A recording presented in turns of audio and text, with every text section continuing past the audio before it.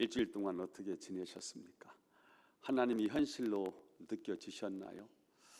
아직도 여전히 하나님이 멀리 계신 하나님으로 여겨서 하나님 없이 그냥 어떻게 살다 보니까 일주일이 훅 지나가서 오늘 이 자리에 나오셨나요?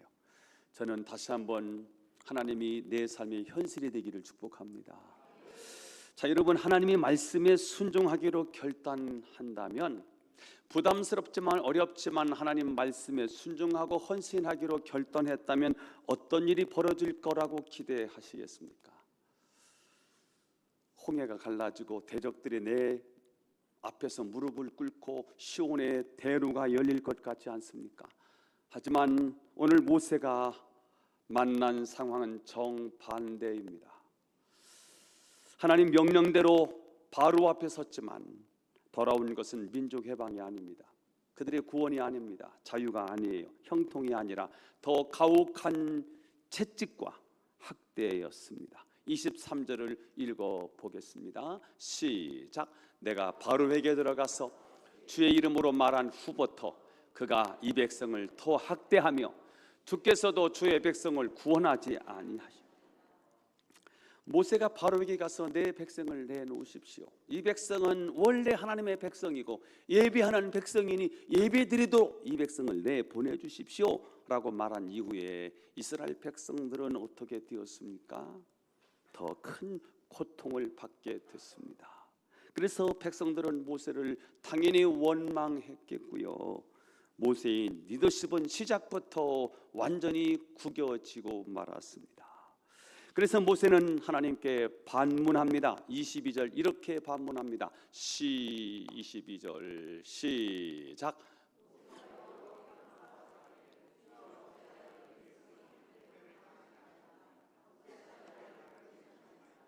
자, 모세가 질문하는 거죠. 어찌하여 제가 이 좌절과 실패를 맛봐야 합니까? 하나님이 말씀을 전하라고 해서 말씀을 전한 거 아닙니까? 내가 말씀에 순종해서 말씀을 전했을 뿐인데 이 백성이 더 학대를 당하는 것, 이게 도대체 어떻게 된 일입니까? 하나님이 나를 보내신 거 아닙니까? 하나님이 나를 가라고 해서 간 거 아닙니까? 바로 왕에게 내 백성을 내놓으라고 말하라고 말씀하셔서 제가 그대로 순종한 거 아닙니까? 제가 하나님 말씀대로 순종했으면 하나님 책임지셔야죠. 모세가 지금 하나님을 향해서 반문을 던지고 있는 것입니다. 우리도 하나님이 기뻐하실 것 같아요. 이대로 순종하면 하나님이 만사 형통하게 길을 열어주실 것 같아요. 그래서 일을 시작했는데, 하지만 하나님이 허락하신 일임에도 불구하고 상황이, 내가 처해 있는 현실이 더 악화될 때가 있습니다. 그래서 더 곤란해지고 더 힘들어지고 더 고생하게 되면 우리도 똑같은 모세와 같은 반문을 던지게 되지요. 하나님, 제가 주의를 지키려고 이렇게 얼마나 애를 쓰는데 왜 직장 문제는 자꾸 꼬이는 것입니까? 하나님 말씀대로 했고 매뉴얼대로 나름대로 최선을 다했는데 왜 상황은 악화되는 것입니까? 이 질문은 모세의 질문이기도 하고 오늘 이 땅에 살고 있는 저와 여러분의 질문이기도 할 것입니다. 이 질문에 대한 하나님의 대답이 6장 출애굽기 6장에 소상하게 기록되어 있습니다. 모세의 상황이 왜 어찌 더 나빠졌을까? 하나님께서 모세의 상황을 더 악화시킨 이유, 오늘 두 가지를 살펴보도록 하겠습니다. 첫 번째입니다. 모세의 질문에 대한 하나님의 답변. 하나님, 어찌하여 이렇게 더 상황이 악화되었습니까? 라는 모세의 질문에 대한 하나님의 답변, 하나님의 성실성을 체험적으로 알게 하기 위해서입니다. 한번 따라서 해보겠습니다. 하나님의 성실성을 체험적으로 알게 하기 위해서. 하나님은 성실하신 하나님이에요. 우리에 대하여 항상 성실하신 하나님이시거든요. 우리는 불성실해요. 약속하고 약속을 자주 어겨요. 하나님 앞에 나름대로 다짐하고 새로운 결단을 했는데 그 결단이 얼마 가지 못해요. 그러나 하나님은 어떤 하나님이냐? 하나님은 성실하신 하나님. 말씀에 대해서 성실하시고 약속에 대해서 성실하시고 우리에 대해서 성실하신 하나님이라는 거예요. 이걸 알려주고 싶어요. 여러분, 성실하신 하나님을 우리가 잊어버리면, 하나님이 성실하시다는 사실을 잊어버리면 우리 신앙생활 힘들고 어려우면 그냥 푹 꺼집니다. 광야를 통과해서 적과 꿀이 흐르는 가나안 땅으로 가야 되거든요. 그런데 하나님에 대한 신뢰, 하나님은 성실하시다, 우리에 대하여 하나님은 약속을 성실히 지키시는 하나님이시다, 하나님은 진실하시고 그 진실하심이 영원하신 하나님이시다, 이 하나님이 믿어지시기를 바라고, 이 하나님이 나의 하나님으로 꼭 가슴속에 새겨지기를 예수님의 이름으로 축원합니다. 자, 2절 3절을 읽고 보겠습니다. 2절 3절 시작.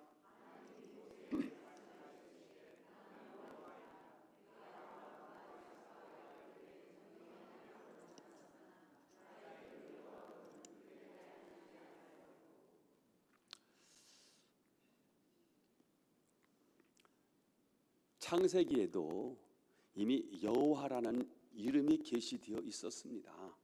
자, 그런데 이스라엘 백성들이 여호와라는 의미를 어떻게 알고 있느냐면 교리적으로만 알고 있어요. 하나님을 그냥 피상적으로만 알고 있어요. 그냥 뭐 그럴 거야 라는 추상적인 하나님으로 알고 있어요. 조상들이 들려주었던 그냥 전설에 있는 그냥 그 정도 하나님으로 알고 있는 거예요. 그들이 체험적으로 여호와를 경험하지를 못한 거예요. 나의 하나님으로 경험하지 못한 거예요. 그들은 기적을 통해서 전능하신 하나님을 알았어요. 그분은 전능하세요.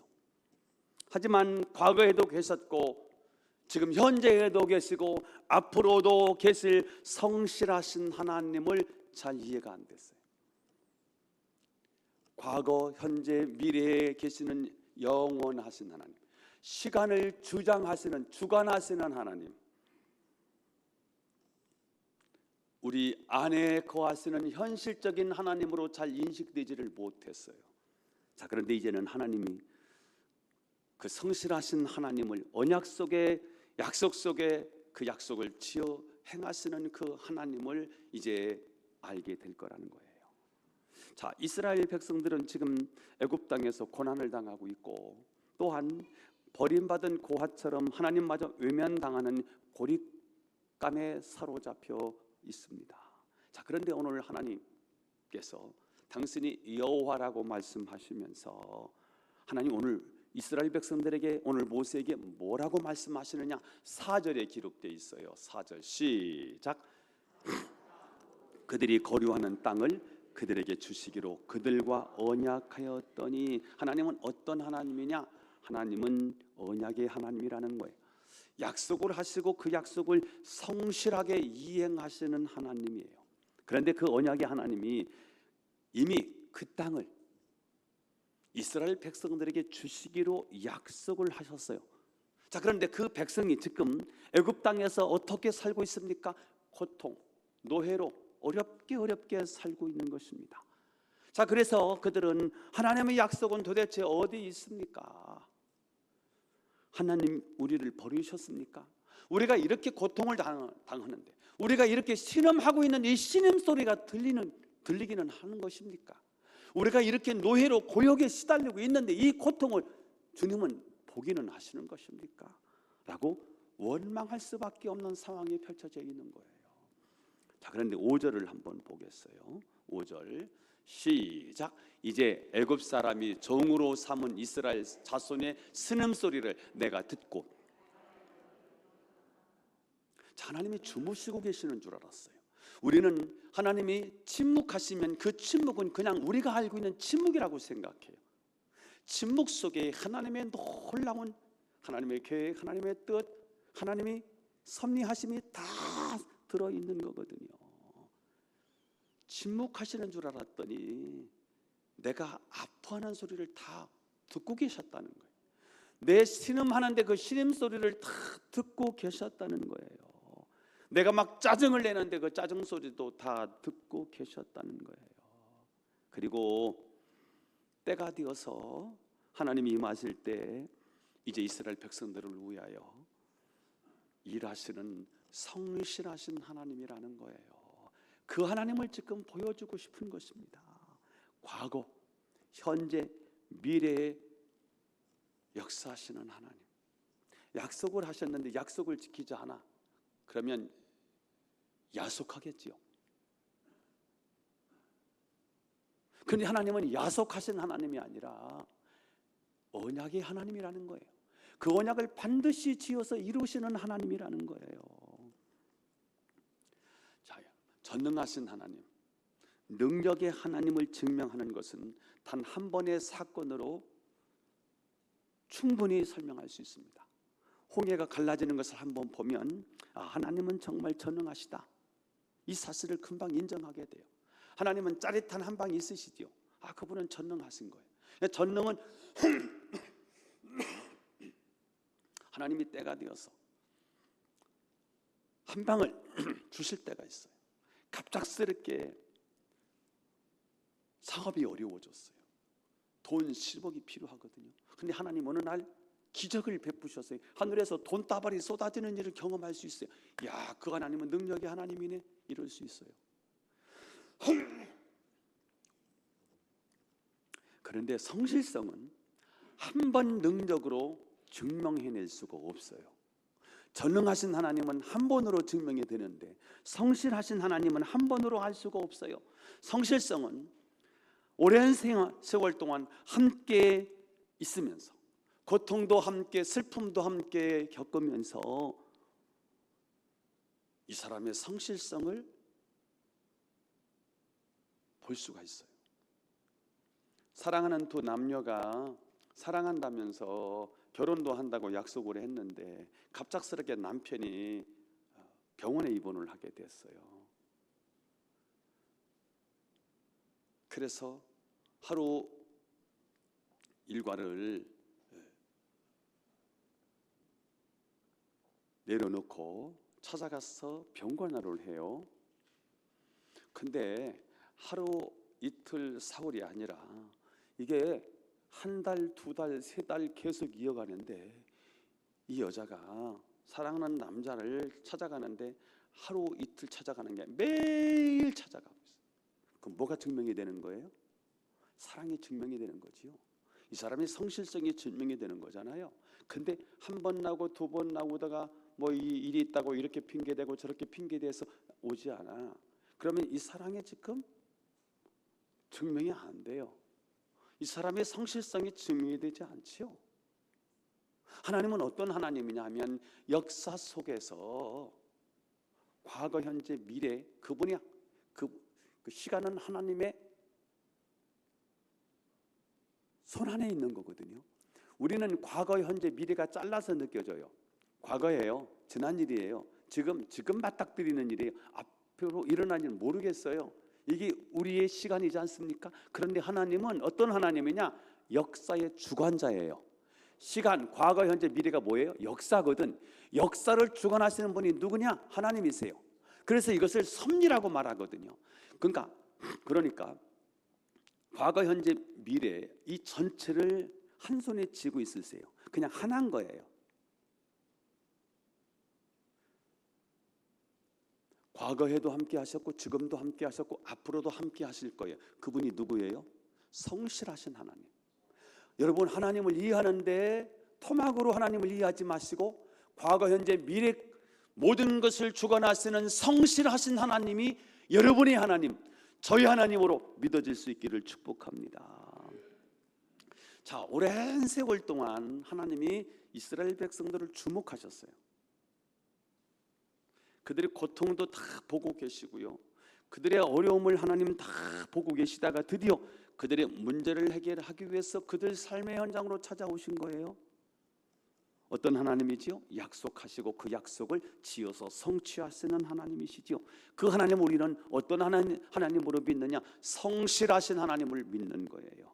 하나님이 이 사건을 통해서 이스라엘 백성들에게 하나님은 성실하시다 하는 사실을 온몸으로 체험하도록 하기 위해서 지금 고난도 주시고요, 그들이 어려움도 만나게 하시고 시련도 경험하면서 하나님을 이해하는 거예요. 하나님은 성실하신 하나님이다.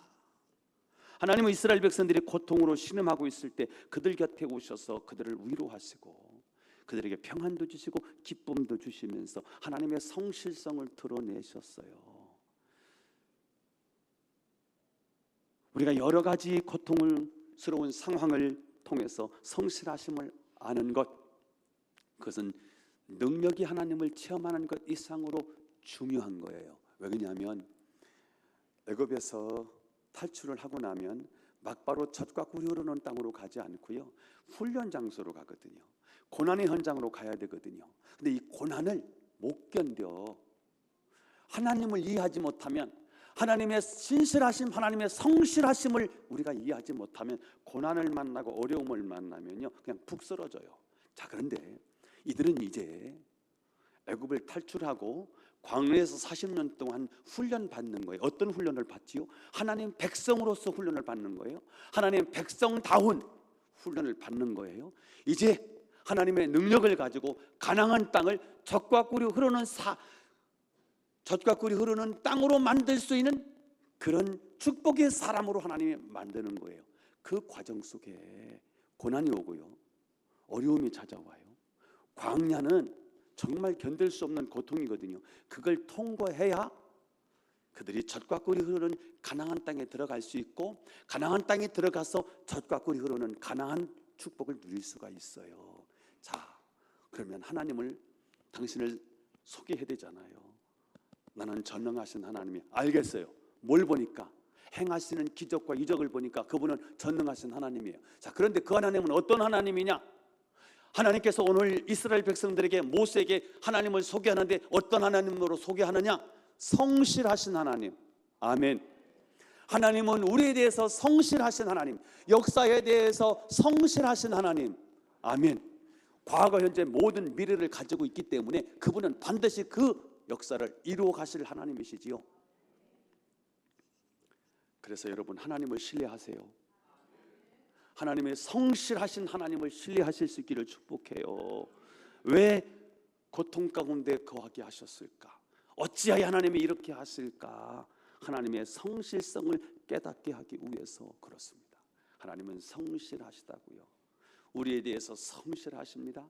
그 하나님을 꼭 붙잡고 모든 고난도 역경도 이기시고 승리하기를 예수님의 이름으로 축원합니다. 두 번째, 구원과 복이 오직 하나님으로 인한 것임을 알게 하기 위해서. 다시 한번 시작. 구원과 복이 오직 하나님으로 인한 것임을 알게 하기 위해서입니다.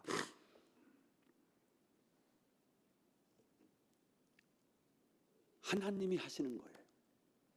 지금 출애굽을 한 이스라엘 백성들이 가나안 땅에 들어가서 세우는 나라는 세상 나라를 세우는 게 아니에요. 하나님 나라를 세우는 거예요. 그럼 하나님 나라는 어떻게 이루어지느냐? 하나님의 주권에 의해서 이루어지는 나라를 세워야 되는 거예요. 하나님이 원하시고 하나님이 통치하시는 나라를 세워야 되는 거예요. 그러려고 하니까 모든 일을 누가 주관하셔야 되는 겁니까? 하나님이 주관하셔야 되는 거예요. 여러분의 삶을 하나님께 맡기면 하나님이 여러분의 삶을 주관하실 거예요. 그런 나라, 그런 가정, 그런 심령을 만들기 위해서 오늘 하나님이 때로는 우리에게 고난을 통해서 이 구원은 하나님으로 인한 거야, 이 축복은 하나님으로 인한 거야 라는 사실을 알려주는다는 거예요. 자, 여러분, 제가 오늘부터 화면에 좀 이렇게 바뀌죠? 이걸 AI에 한번 제 설교를 넣어봤어. 그리고 너한테 한번 슬라이드를 한번 만들어 줘봐 했더니 얘가 만들어낸 거예요. 제가 한 게 아니에요. 그래서 제 설교 원고를 다 작성하고 한번 좀 누가 그 얘기를 해주더라고요. 그래서 좋아, 나도 한번 인공지능 AI에다가 한번 넣고 너 슬라이드 한번 만져줘 했더니 오늘 만들어 놓은 거야. 실력이 대단하죠? 요약을 다 해주더라고요. 기가 막혔어요. 그래서 어제 제가요 충격도 받고, 야, 이거 무섭다. 세상이 굉장히 무서웠어요. 그게 느꼈어요. 이런 세상에서 여러분 꼭 세상이 다 해주는 것 같아요. AI가 다 해줄 수 있을 것 같아요. 그런데 오늘 이 시대에 우리 그리스도인들이 어떻게 살아야 된다는 거예요? 하나님의 주권을 인정하면서요. 구원은 하나님이 주셔. 복은 AI가 주는 게 아니라, 세상이 주는 게 아니라, 복은 누가 줘요? 하나님이 주신다고 인정하고 살라 이거예요. 자, 오늘 6절에서 8절 읽어 보겠어요. 시작.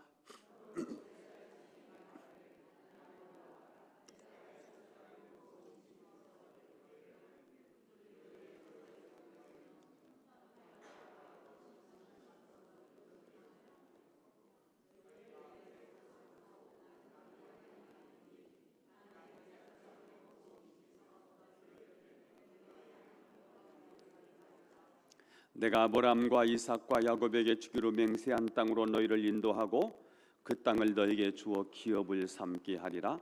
나는 여호와라 하셨다 하라. 자, 오늘 본문에서 가장 많이 등장하는 단어가 뭐예요?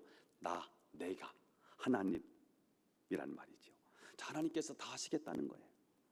이걸 몇 번이나 반복했나 했더니 내가, 나라는 단어가 6번이나 반복이 돼요. 이스라엘 해방시키는 일을 누가 하시겠냐? 하나님께서 직접 하시겠다는 거예요. 만일 모세가 바로에게 이스라엘 백성들을 보내달라고 요청을 했을 때 바로가 쉽게 가라고 했다면 사람들은 아마도 바로는 참으로 관대하고 자비로운 사람이구나 라면서 그 공을 바로에게 돌렸을 것 같아요. 또한 바로가 처음에 허락하지 않자 모세가 기가 막힌 말솜씨와 외교술로 바로를 설득했다면 모세의 협상 기술이 탁월하다, 모세 덕분에 우리가 살았다 라면서 모세를 완전히 영웅으로 떠받들었을 것 같아요. 이게 인간의 본성이죠. 그러나 모세는 여러 난관, 여러 역경을 직면하면서 나는 할 수 없다라는 상황을 만나게 됩니다. 하나님 때때로 나는 할 수 없다는 항복을 받아내기 위해서 우리에게 많은 아픔과 시련을 허용하시기도 합니다. 그리고 내 힘으로 할 수 없다는 이 고백을 받아내신 다음에 드디어 하나님이 그 역사에, 내 아픔에 개입하기 시작하는 거죠. 하지만 꼭 그렇게까지 끔찍한 고통을 통해서 그렇게 해서야만 우리가 겸손해질 수 있을까? 우리 수양하고 돌을 닦고 독서도 하고 묵상도 하면서 그렇게 내가 내 인간은 스스로 통제할 수 없구나, 내가 너무 교만했구나, 이렇게 깨달을 수는 없을까? 인간의 교만은 이성으로 안 부서지더라는 거예요.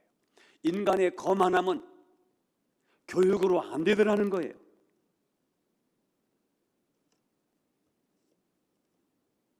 윤리로, 도덕으로, 교양으로 어느 정도 내려앉았는데 어느 날 보니까 사람들이 막 축혀주고 박수를 쳐주니까 내 교만이, 거만함이 스물스물 내 속에서 솟아오르는 거예요. 이게 이 죄성을 가진 인간이에요. 누구든지 만약 환경이 잘 풀려서 모세가 그 백성을 쉽게 해방시킬 수 있었다면 모세도 자기가 민족의 영웅인 양 얼마든지 교만을 떨 수 있었을 것입니다. 그러나 자기 백성들마저 자기를 향해서 원망을 쏟아냅니다. 모세, 당신 때문에 우리가 얼마나 지금 고생을 하고 있는지 아느냐? 봐라, 지금 이 현실을, 이 고통을 당신이 긁어부스럼을 만들었다. 가만히 있으면 될 일을 왜 우리 삶의 현장에 뛰어들어서 우리를 이렇게 힘들게 하느냐? 바로 왕이 집도 주지 않으면서 벽돌의 양을 채우라고 한다.